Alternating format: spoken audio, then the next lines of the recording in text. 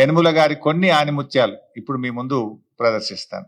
రైతు బంధు పంటలకే ఇస్తున్నావు కదా, మూడో పంటకి ఎందుకు ఇస్తలేవు? పంటకు 5,000 ఎకరానికి ఇచ్చినావు, 2 పంటలకే ఇచ్చిన కదా సన్నాసి రైతు బంధు. మరి 3 పంటలు పండిస్తే 3 సార్లు ఎందుకు ఇస్తలేవు రైతు బంధు?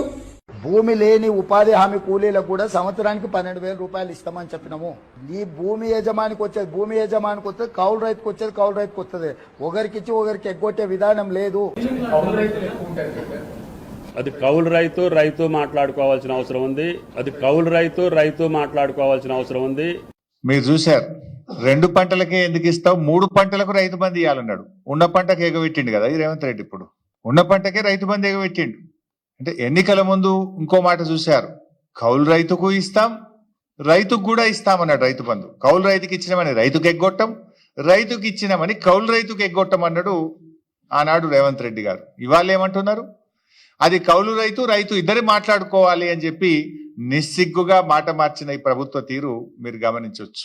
ఇప్పుడు ఏమంటున్నారు, అధికారంలోకి రాగానే అది కౌలు రైతా వాళ్ళే తెలుసుకోవాలి, మాకు సంబంధం లేదన్నారు. ఆ రోజేమో కౌలు రైతుకు ఇస్తాం, రైతుకు ఇస్తాం, 3 పంటలకు రైతు బంధు ఇస్తా అన్నాడు.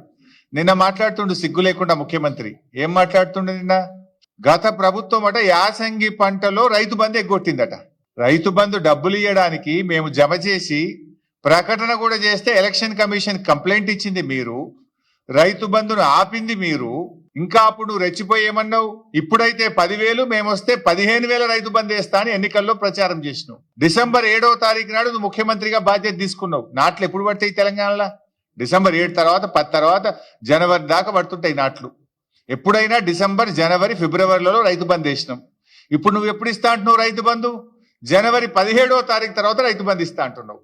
డిసెంబర్ 7 నాడే నువ్వు ముఖ్యమంత్రి అయితివి, మరి నువ్వు ఇవ్వాలి కదా రైతు బంధు. ఇప్పుడు జనవరి 17కి ఇస్తా అంటున్నావు. జనవరి 17కు డిసెంబర్ 7కు మధ్య తేడా 40 రోజులు. అంటే రైతు బంధు ఎగ్గొట్టింది రేవంత్ రెడ్డి, నిస్సిగ్గుగా గత ప్రభుత్వం ఎగ్గొట్టిందని చెప్పగలిగిన నేర్పరితనం కూడా రేవంత్ రెడ్డిలో ఉంది.